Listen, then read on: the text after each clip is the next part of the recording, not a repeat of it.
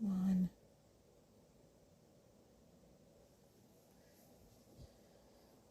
Good afternoon, everyone, on this sunny and hot day in Philadelphia. It's 95 degrees where I am. I don't know what's going on with everybody else, but it's definitely the perfect day to decide to chill out somewhere and bead. And this is, I'm going to call this one a sort of an instant gratification project. My Starburst earrings. I am still obsessed with our little hoops and putting beadwork inside the hoops. I have a couple more after this, so hopefully people aren't getting bored. But these are called Starburst earrings, and they have very little beads in them. They have, Frankie, sorry. They have faceted micro spacers, which I love. They are so much fun. And just some 11 seed beads. This is a 30 millimeter inside diameter hoop. So they're a decent size, but not too big, and very light actually, to wear like all the other ones that I have done so far. And as usual, you can find the tutorial in color, written and illustrated, on the beadsmith.com/I-love-beads, and also the list of colors that I used in the 3 earrings that you can see now. And there is, what was I going to say? Oh my gosh, what was I getting ready to say? My brain just shorted out. Too much heat. What was I getting ready to say? You can find I Love Beads. Oh, and then if you don't know about our YouTube page, we also have a YouTube page where we upload all of the Facebook Live videos. So without further ado, we'll get started. I'm going to move this out of the way. It's very quick. I mean, you literally, there's 6 rounds, and then you attach it to the hoop, and you're done. So I always like things that are that fast. So I have 2 colors of size 11s, the faceted micro spacers, the hoops, and these ear wires that both of us at Team Leslie love, because you just pop it open, slide your ear wire on, and it's done. You don't have to worry about having any extra jump rings and things like that. And sometimes you don't even need to have pliers to do it. And the only other thing that you'll need is 6-pound fire line in a size 10 or 11 beading needle. And you start with 1 yard of fire line, and you're going to string 6 sets of an 11 and a micro spacer, which I've already done. And then you sew through them again, and you knot your thread, your tail and your working thread, and then you sew through your next 11, because that's where we're going to start. So this is a herringbone project. So in order to get your herringbone started, you know you need 2 beads.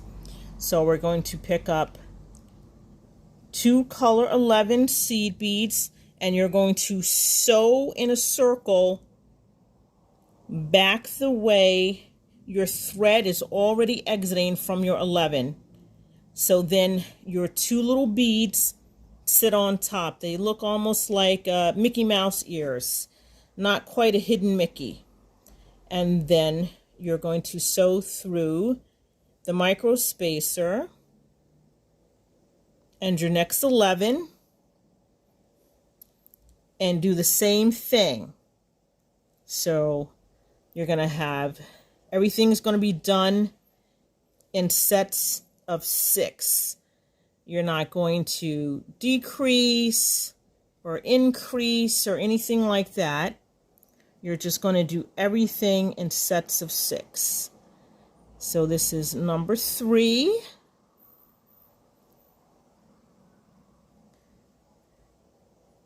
Two more 11s. Do number 4.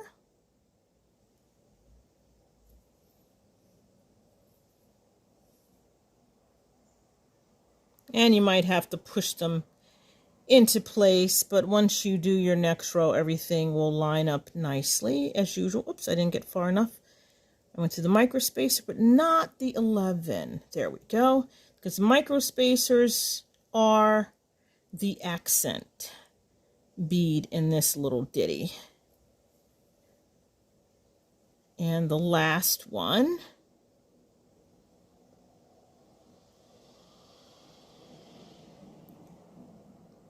Come on. Okay. Gonna have to do this one bead at a time. Sometimes that's what happens, right? You can't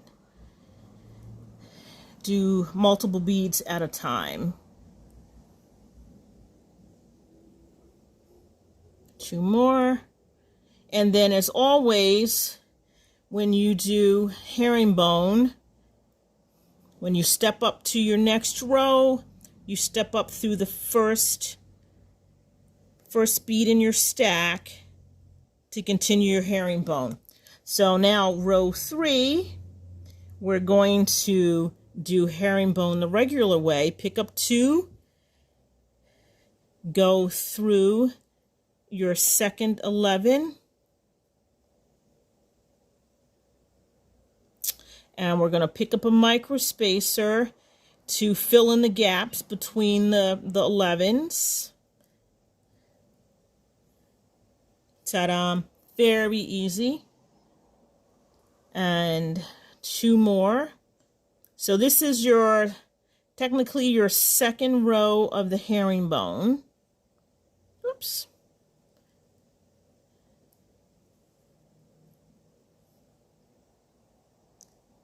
This was another one where it took me a little bit of experimenting to see what would fit inside the hoop easily and where the beads would sit.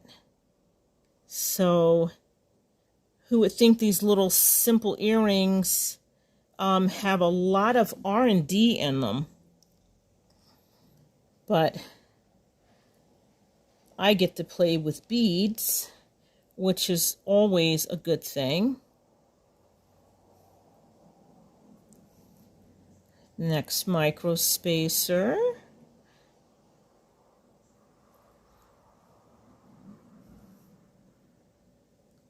And my next herringbone.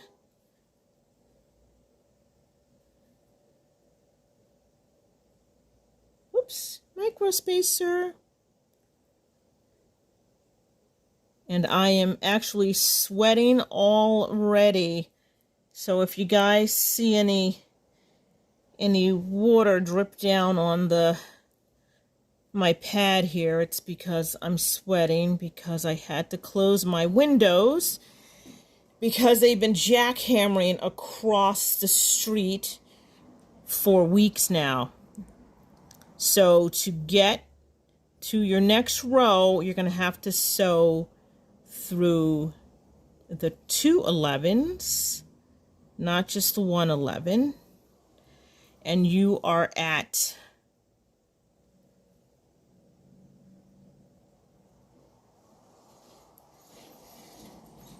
You are at the end of round 3.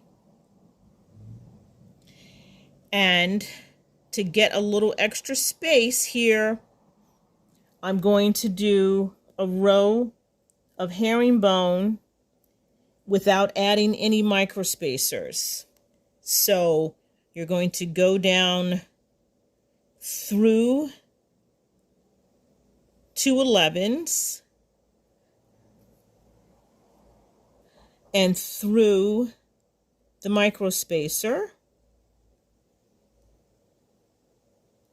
There we go. And then up through the next 2 11s, because you need a little space between the microspacers in this row and the microspacers in the next row. And I just pulled my needle out. Let's see if I can do Leslie Rogalski's trick, which is to needle the thread and not thread the needle. And woohoo! I did it on the first try. Yay! So we're going to continue around the row, going through the microspacer.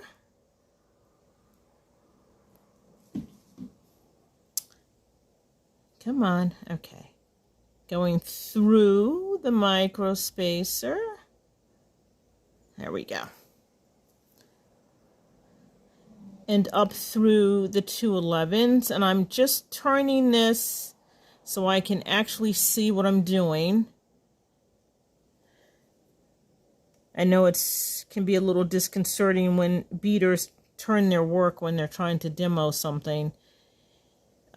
But in the essence of being able to see, I have to turn the work a little. Alrighty. Here we go.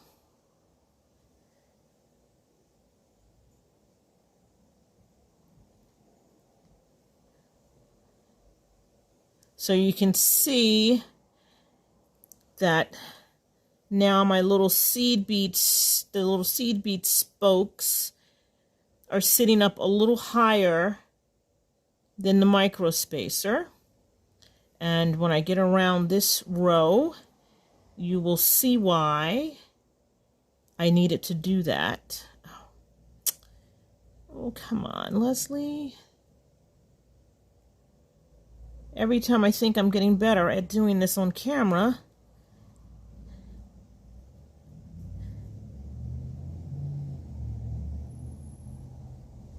anybody who's done this can tell you it's not as easy as it looks. It's tough enough to do this when you're actually in person in a room full of people doing stuff.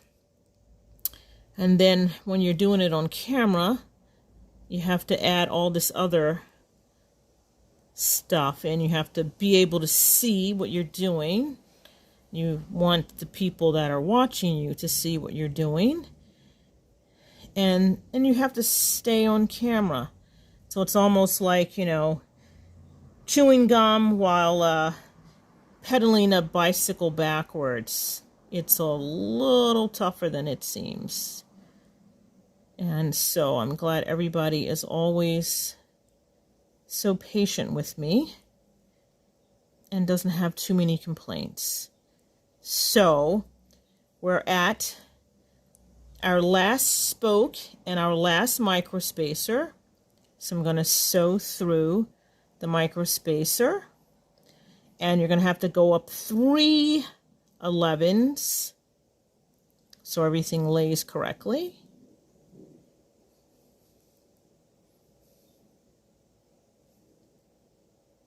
And see, the little spokes are higher than the microspacers now, because I want to put in another microspacer and I want them to just barely touch each other.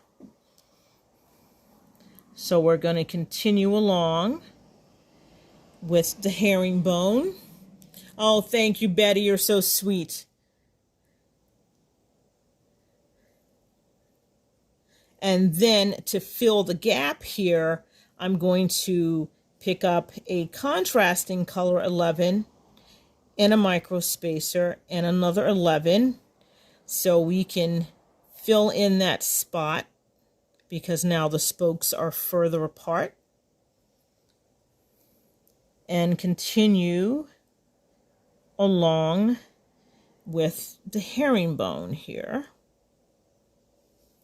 So my two 11s, my contrasting 11, and micro spacer. Go through our next little stack or spoke, whichever you want to call it. So yes, another one of my rinse and repeat projects. I think I should write a book that's called Rinse and Repeat Bead Weaving.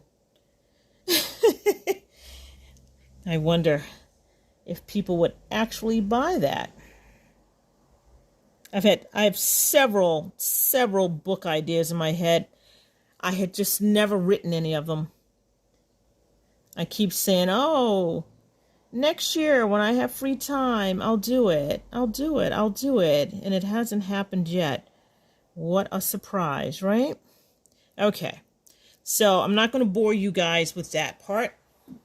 We are going to say that I got all of my last set of micro spacers through the spokes. And then we're going to have to do the same thing. I need to add another row of herringbone, but nothing with the micro spacer. So we're going to sort of do the same thing. And this time we're going to go down 2 and we're going to sew through the 11, the micro spacer, and the 11. Back up 2 11s in your next spoke.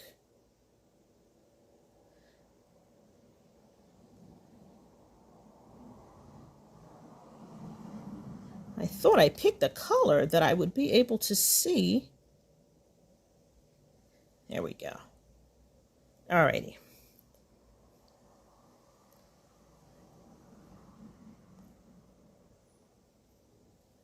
There we go. Just needed to get my groove going here, people, I guess, huh?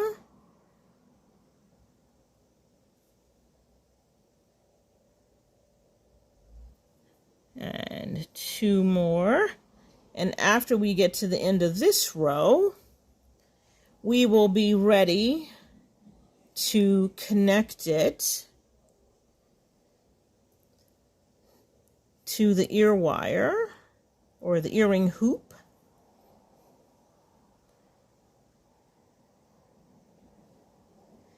And I don't know if anybody knows this, but my first beading class all these years ago was herringbone. And I hated it. I hated it. The teacher was not helpful. And she had it pegged as a beginner class. And that probably was not accurate. So I spent the next 10 years avoiding any project that had herringbone in it because I hated it. And a friend of mine said to me, "You just had a bad teacher. Herringbone is a very versatile stitch, and it's really not that hard. I can teach you all you need to know about herringbone in about 15 minutes. So I decided to take her up on that challenge. And she was absolutely correct. And I really do like herringbone. And I actually do a lot of it. Okay, so that was the last spoke. And we're going to go up through 3 11s. To keep everything laying smoothly and not pulling out of shape. with the herringbone. And now we're going to be ready to attach our beading work to our hoop. So this hoop is one of the not reversible, open, you can open it or close it, but it's going to stay closed. But I like having this little hole right here at the top in the center, and that's where I always start when I'm attaching my beadwork to the hoop. And for some reason, it really works better if you sew from the front through the hoop, around the back, and back through. For some reason, things just lay better. But if you forget that and you do it, if you start from the back to the front, just remember to do that all the way around so things lay in the right direction and don't push and pull each other out. So we are going to pick up a micro spacer after you lay your beadwork into your hoop, and I'm going to sew through my little loop at the top, come under, back through the micro spacer. And this makes it really fun and easy with the herringbone, because then you always know where you're going, because then you're going to sew through your second stack.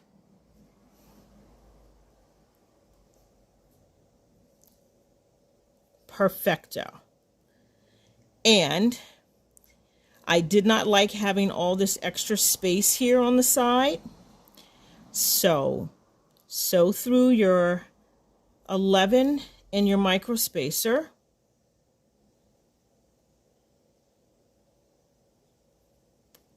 and we're going to make a peak coat over the micro spacer. So I'm going to pick up 3 11s and do the same thing. So you're going to be sewing in the same direction as your thread through the micro spacer and your next 11.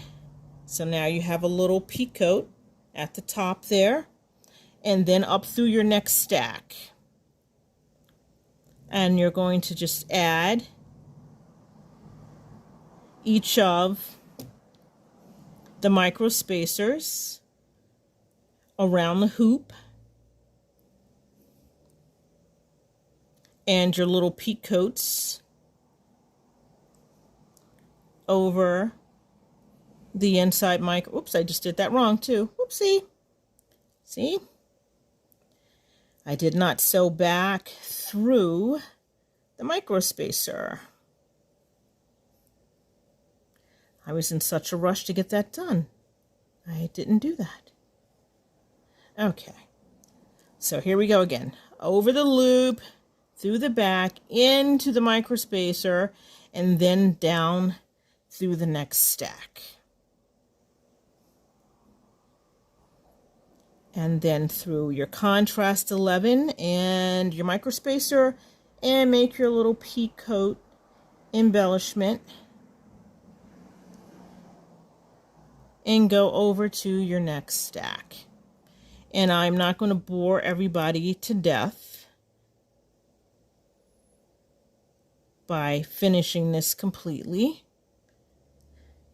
because you get the gist, and it's all in the written instructions.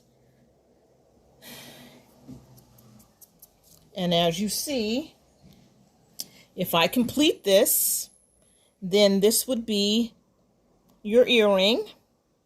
And you take your ear wire, open up your ear wire, and slide it onto the loop. So I just close that, open and close that with my finger. And then voila, you would have this earring.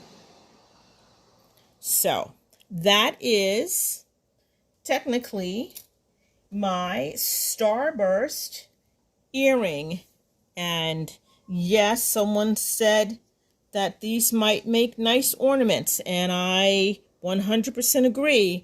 So if you're a person like me, who I normally give my friends ornaments for Christmas, this would be a very nice ornament to make people for Christmas, and you wouldn't need a lot of stuff. So thanks everybody for tuning in for my latest Facebook Live project, the Starburst earrings. Remember, you can find all of these beads and findings and supplies from your favorite bead reseller. They would love to hear from you. It's been a tough couple of years. And remember, they love you, we love you, and we love beads. This is Leslie Pope, the senior designer at the Beadsmith, signing off on this July 7th Facebook Live. Everybody stay safe, keep beading, and stay cool. Until next time, take care, everyone. Bye.